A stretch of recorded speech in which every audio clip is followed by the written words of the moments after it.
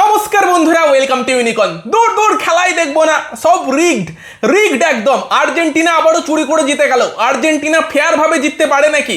ওটা লাল কার্ড ছিল, সব চুরি করে জিতছে, খেলাই দেখবো না। করো কমেন্ট করা শুরু করে দাও, তোমাদের কমেন্টের জন্যই তো আমি ওয়েট করছি, যেরকমটা আগের ম্যাচের পর করছিলে। তো করো। আমি জানি না পরের দিন এটা বলতে পারবো কিনা, কারণ আর্জেন্টিনা অ্যাকচুয়ালি যেরকম ফুটবল খেলছে ইংল্যান্ডকে হারাতে পারবে কিনা সেই নিয়ে আমার মনে একটা ডাউট আছে। তবে শেষবারের মতো আনন্দ তো করিনি, যদি পরের দিন জিততে নাও পারে।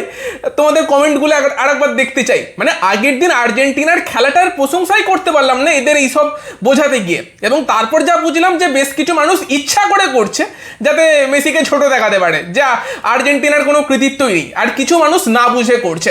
তো আজকেও ওই রেড কার্ডটা নিয়ে হবে, বুঝতেই পারছি যে রেড কার্ডটা এমবোলো সুইজারল্যান্ডের প্লেয়ার দেখেছে।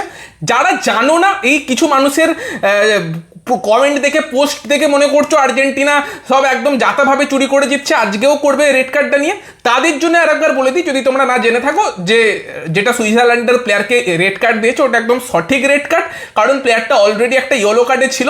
এবং তারপর ভাই আমার দেখা সব থেকে যাচ্ছে তাই ডাইভ মেরেছিল।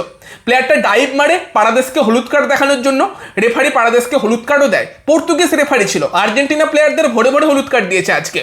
এবং তারপর কিন্তু ভিআর থেকে খবর আসে, ভিআর চেক করতে যায়, চেক করতে গিয়ে দেখে কোনো টাচ হয়নি ভাই, কোনো টাচ হয়নি। অস্কার উইনিং অ্যাক্টিং, কি লেভেলের অ্যাক্টিংটা করলো! এবং সেটা দেখে রেফারির নিজের উপরে লজ্জা লাগলো। সে এলো, পারাদেশের হলুদ কার্ডটা রিমুভ করলো, এবং সুইজারল্যান্ডের প্লেয়ারটা অলরেডি একটা হলুদ কার্ডের ছিল, তাকে আর একটা হলুদ কার্ড দিল, সেই কারণে সে রেড কার্ড দেখলো।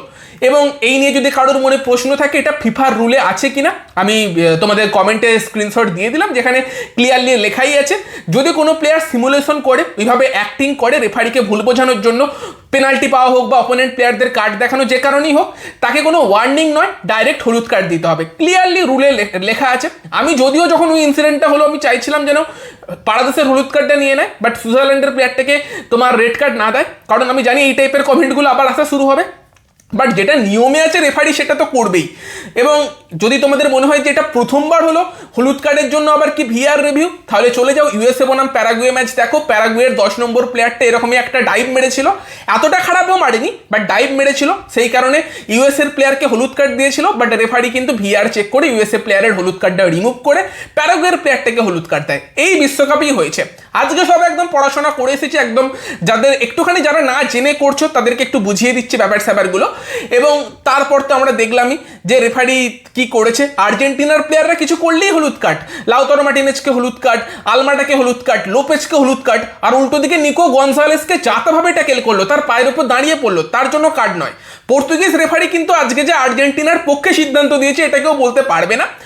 বাকি এরপর যারা কমেন্ট করবে তারা কমেন্ট করো, কমেন্ট বক্স খোলা আছে, বাট একটু লজ্জা পেয়ে করো একটুখানি। এবার যদি আমরা যাই মেন টপিকে, ম্যাচের ব্যাপারে, ভাই আর্জেন্টিনার খেলা দেখলে ভাই মানে তুমি মানে শান্তিটা দেখতে পাবে না। আর্জেন্টিনা যেরকম ফুটবল খেলছে এই বিশ্বকাপে, মানে তুমি একটু যে শান্তি নিয়ে দেখবে যে আর্জেন্টিনা ম্যাচটা জিতবে সেটা হবে না, হার্ট অ্যাটাক দিয়ে খেলবে এবং লাস্ট মোমেন্টে একটা গোল ফোল করে জিতে যাবে। আমি তো ভাবছিলাম আজকের ম্যাচটা পেনাল্টি শুট আউটই হয়তো লাস্ট অব্দি যেতে চলেছে। এবং অ্যাকচুয়ালি সুইজারল্যান্ডের গোলকিপারটা কিন্তু আগের দিন ভালো পেনাল্টি সেভ করেছে, তার এগেনস্টে চাপ ছিল পেনাল্টি শুট আউটে গেলে। যদিও ইমিলিয়ানো মার্টিনেজকেও আজকে আমরা সেরা ফর্মে দেখেছি, অনেকগুলো দারুণ সেভ দিয়েছে। আর্জেন্টিনা কি সব থেকে ভালো ফুটবল খেলেছে সুইজারল্যান্ডের এগেনস্টে? আমি বলবো না। যতক্ষণ সুইজারল্যান্ড 11 জনে খেলেছে, আর্জেন্টিনার থেকে বেটার কিন্তু সুইজারল্যান্ডই খেলেছে। এবার হ্যাঁ, আরও একটা বিষয় যেটা নিয়ে অনেকে বলছে, সেটা যে আর্জেন্টিনাকে ফিফা ধরে সহজ টিমগুলো দিচ্ছে, যেই কারণে আর্জেন্টিনা কোয়ালিফাই করতে পারছে। তাদেরকেও একটা ব্যাপার ক্লিয়ার করে দিই যে সহজ টিম ফিফা দিচ্ছে না। যেরকম আর কি আর্জেন্টিনার টিমগুলো খেলার কথা ছিল, সেখানে তুর্কি, উরুগুয়ে, পর্তুগালের মতো টিমের আর্জেন্টিনার সামনে পড়ার কথা ছিল। আজকে সুইজারল্যান্ড না, যদি পর্তুগাল নিজেদের ম্যাচগুলো জিততে পারতো, পর্তুগাল থাকতো আর্জেন্টিনার সামনে।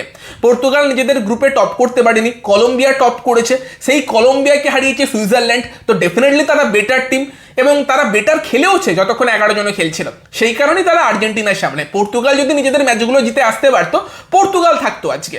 তো সেখানে ফিফা কোনো সহজ টিম দিচ্ছে না, যেই টিমগুলো ভালো খেলছে জিতছে তারা আর্জেন্টিনার সামনে আসছে। তোমার যাকে স্ট্রং টিম মনে হয় সেই টিম যদি আগেই বেরিয়ে যায় তাহলে তো কারোর কিছু করার নেই। এটা গেল দ্বিতীয় কথা। তো যাই হোক, এবার যদি আমরা ম্যাচের ব্যাপারে আসি, যেটা বলছিলাম যে যারা আর্জেন্টিনার সমর্থক তারাও শান্তিতে দেখতে পারবে না, মানে তারা ভাববে কখন গোল খেয়ে যায় কখন গোল খেয়ে যায়।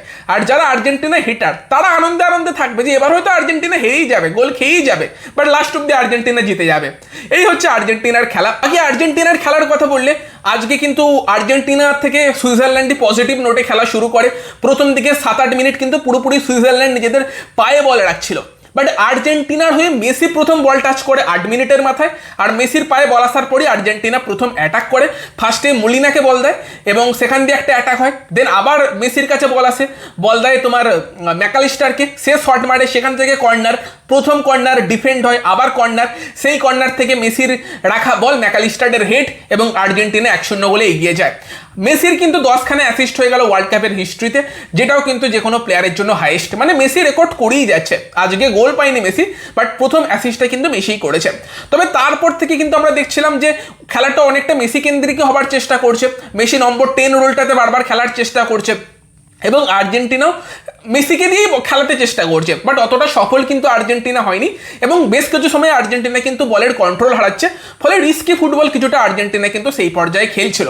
আমরা ইমিলিয়ানো মার্টিনেজকে ফার্স্ট হাফে দুটো ভালো সেভ করতে দেখি, একটা লং রেঞ্জার সেভ করে, আর একটা ক্ষেত্রে তো কাউন্টার অ্যাটাক থেকে গোল খেয়েই যেত, যেভাবে বেরিয়েছে তোমার সেভ করলো ইমিলিয়ানো মার্টিনেজ অনবদ্য। সেকেন্ড হাফেও মার্টিনেজ খানচার পাঁচেক দুর্দান্ত সেভ করেছে, বেশ কিছু ভালো ক্যাচ নিয়েছে, বাট সেকেন্ড হাফেও কিন্তু শুরু থেকে আমরা সুইজারল্যান্ডকেই খেলতে দেখি। তারা কিন্তু বলের কন্ট্রোল রাখছিল, একটু আর্জেন্টিনা ডিফেন্সিভ মোড়কে চলে গিয়েছিল এবং সেখানেই একটা দুর্দান্ত 1-2 খেলে কিন্তু সুইজারল্যান্ড গোল করে। ব্রিলিয়ান্ট গোল ছিল মার্টিনেজের পায়ের ভেতর দিয়ে, ফাঁক দিয়ে।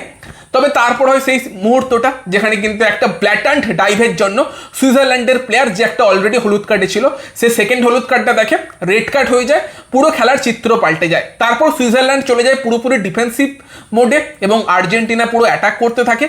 তবে সেখানেও সুইজারল্যান্ড কিন্তু 10 জনে হয়েও ভালো ডিফেন্স করছিল, দুজনে মিলে মেসিকে গার্ড করছিল, 2-3 জনে মিলে, বাকিরা কেউ কিন্তু কিছু করতে পারছিল না। তো সেখানে মনে হচ্ছিল আর্জেন্টিনা গোলটা পাবে কি করে।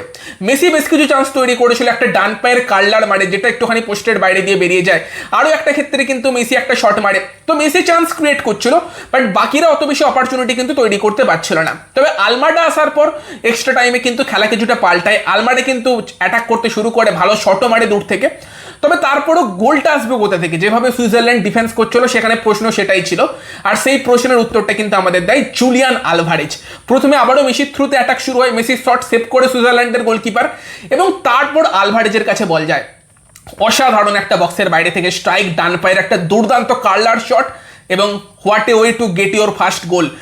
দুর্দান্ত গোল করেছে জুলিয়ান আলভারেজ ওখানে, দুরন্ত গোলে কিন্তু আর্জেন্টিনাকে 2-1 গোলের লিডটা দিয়ে দেয়। আর্জেন্টিনা গোল করার পর সুইজারল্যান্ডের মনে হয় আমাদেরও গোল করতে হবে, তারা অ্যাটাক করার চেষ্টা করে, স্ট্রাইকার না ভাই অ্যাটাক করছিল, একটা জাকার দারুণ বল ছিল যেটা থেকে কিন্তু ডিফেন্স করতে হয়, বেশ কিছু অ্যাটাক করার চেষ্টা করছিল। তবে যেটা রিস্ক ছিলই যে কাউন্টার অ্যাটাকে তারা যে কোনো সময় গোল খেতে পারে।